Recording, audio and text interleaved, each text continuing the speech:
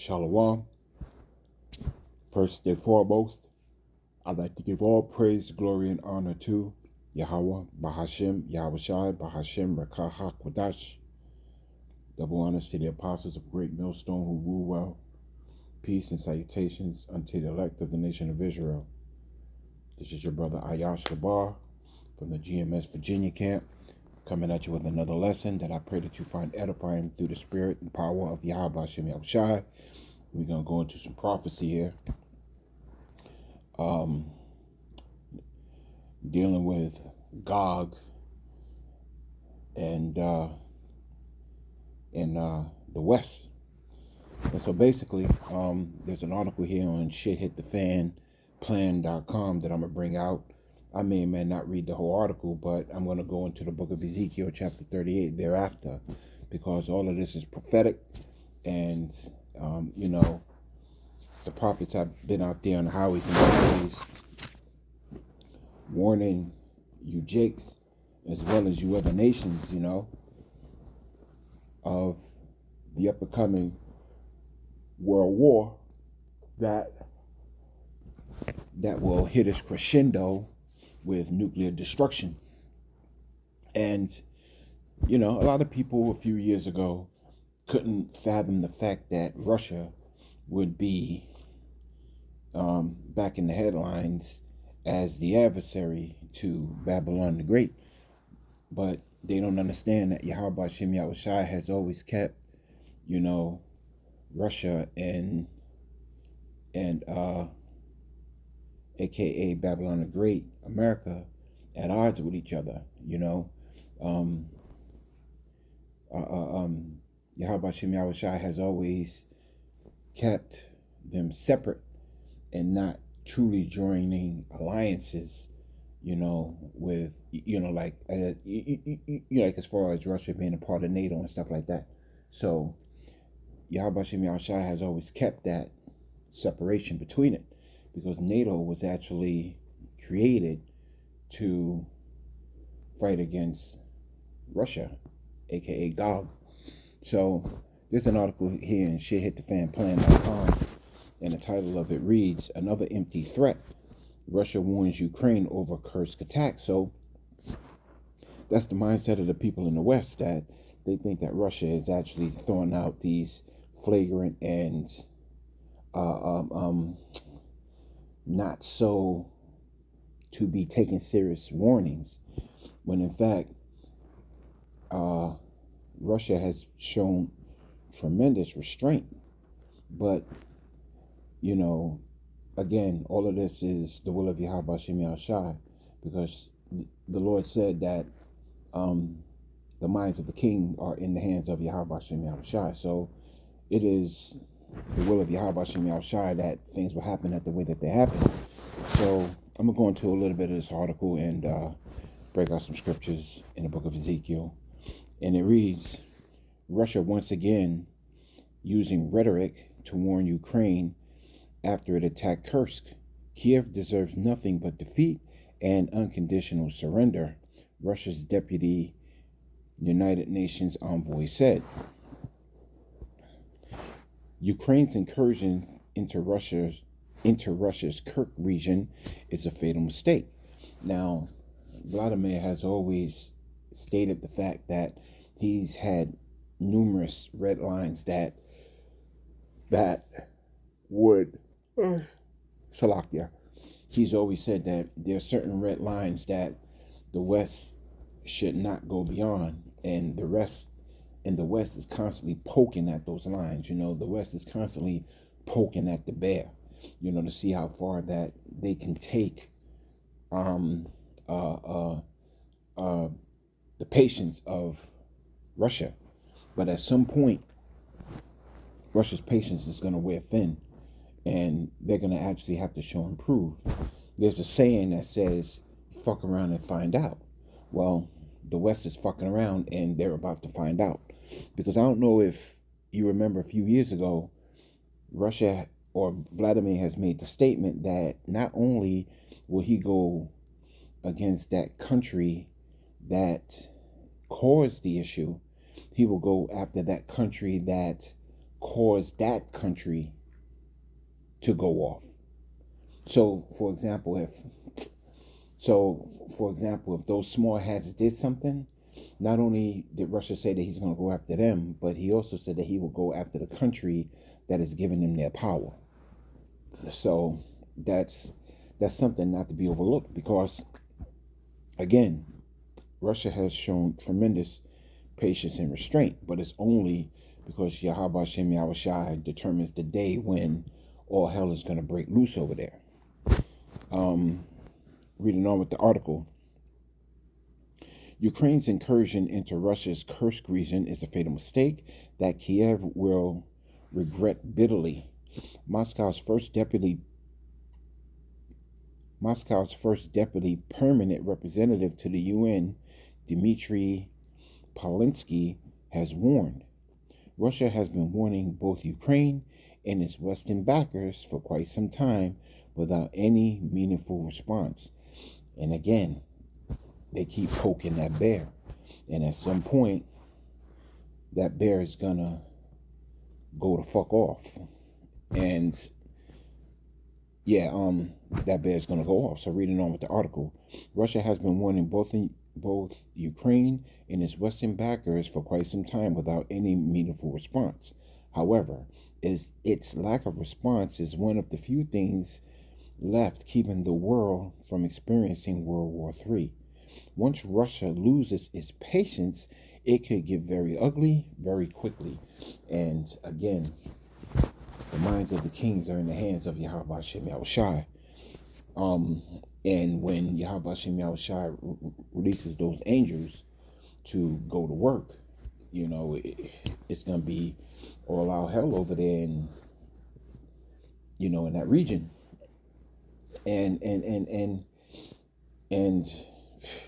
so I'm just going to read on with the article and go into that a little later. Reading the article, on August 6th, Ukrainian forces launched their largest attack on Russian territory since the outbreak of the conflict in February 2022.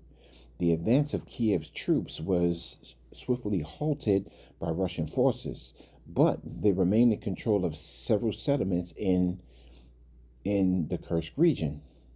According to the local governor, at least 12 civilians have been killed and another 121 wounded as a result of the incursion, with more than 120,000 residents forced to evacuate. The Russian President Vladimir Putin said Moscow was ready and immediately open to peace talks with Kiev if it were to withdraw its troops from the Donetsk and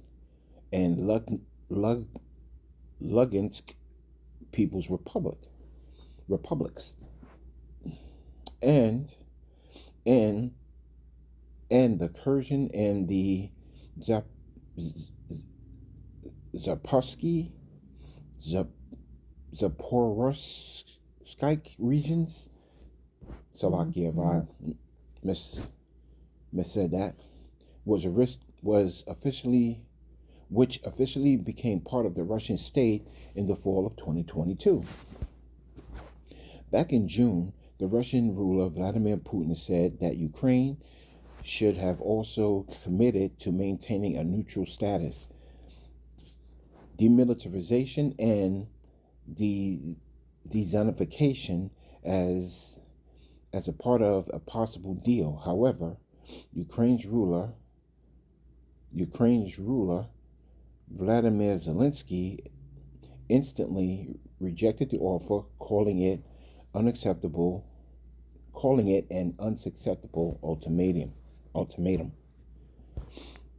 How many times is Russia going to toss around threats it doesn't intend to follow through on? Is it simply to ratchet up the tensions until they decide to retaliate? Is it all fear-mongering or a psychological operation? At this point, who knows? But based on Russia's previous warnings, this is likely to be one is likely to be meaningless as well. again, they keep they keep poking at the bear. At some point, the bear is gonna retaliate. You know.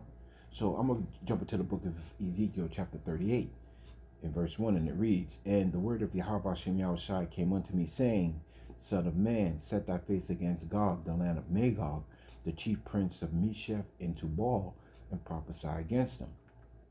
And say, Thus saith Yahweh Shem Yahushai power, Behold, I am against thee, O chief prince of Meshech and Tubal, and I will turn thee back. I will put hooks in thy jaw, and I will bring thee forth, and all thine army, horses and horsemen, all of them clothed with all sorts of armor, even a great company with bucklers and shields, all of them handling swords."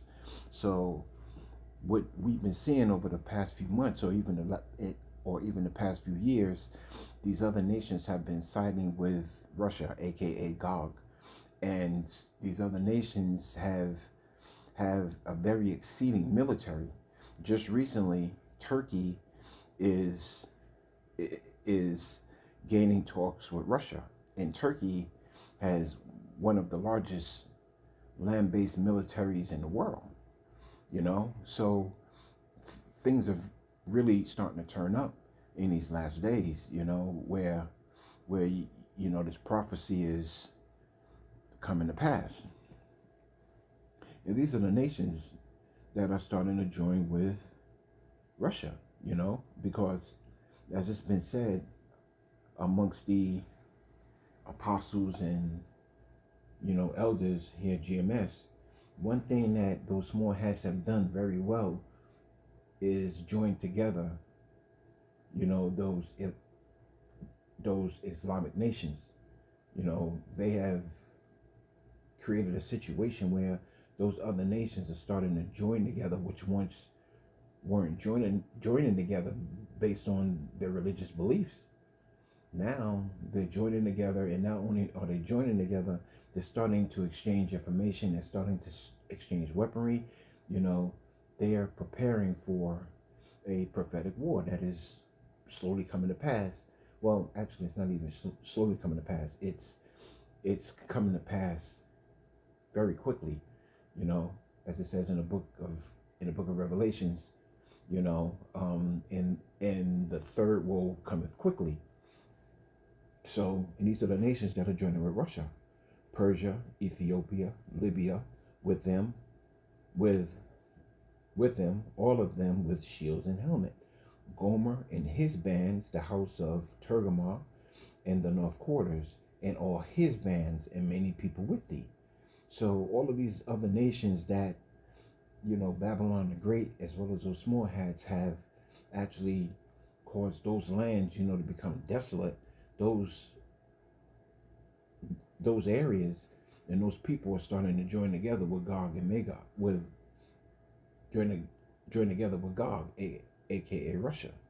And again, at some point, those so-called blank threats will become real. This place is about to eat everything that it's been serving these other nations. And when it happens, this is how crazy the people are here.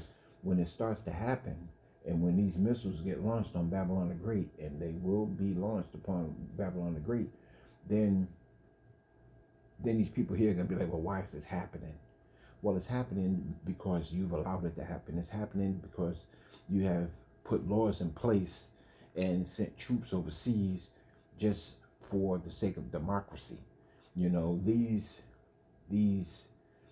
These kings and these rulers, these kings and these governors, or these kings and these princes here in Babylon the Great, has told the people what they want to do.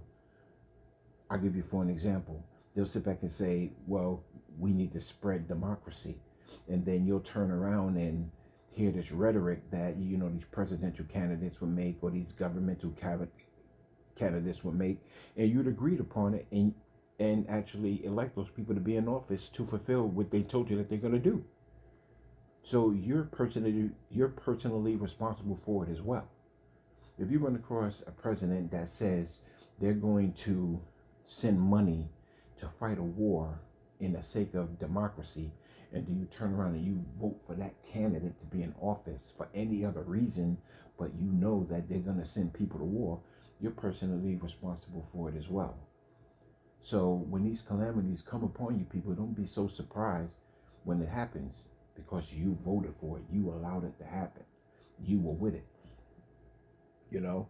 Because what's about to happen, Yahweh Shem Yahushua is putting those, at some point, Yahweh Shem Yahushua is going to put those hooks in Gog, or aka Russia, and they're going to revert back to their former self. They're going to revert back to that, you know what, fuck the West. You know what, bomb the West. You know what, I don't even give a shit. That's the time that we're entering into, you know? These men over here in the West, when they get shipped over there, you know, to fight those wars, they're not going to be able to handle it, you know?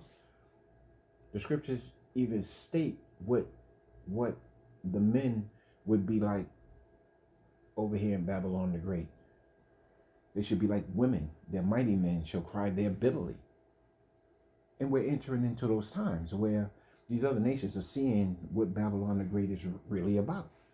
And quite honestly, the patience of Russia has given them the spotlight to the other nations, you know, because Russia is showing, hey man, like I said, those other nations are seeing how patient Russia is, and they're actually starting to admire that.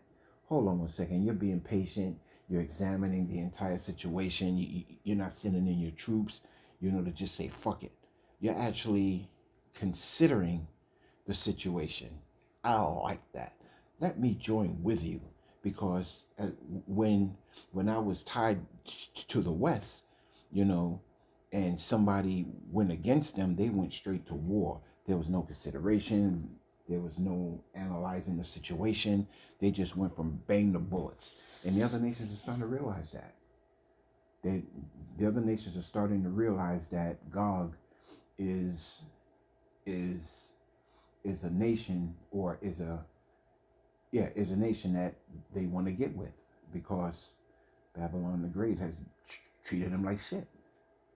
Now we all know that, you know, Gog is also those Edomites and stuff like that, but at the end of the day, that's how the other nations are seeing it. They're seeing Russia as being that light that they can turn to, that help that will be there for them in a time of trouble.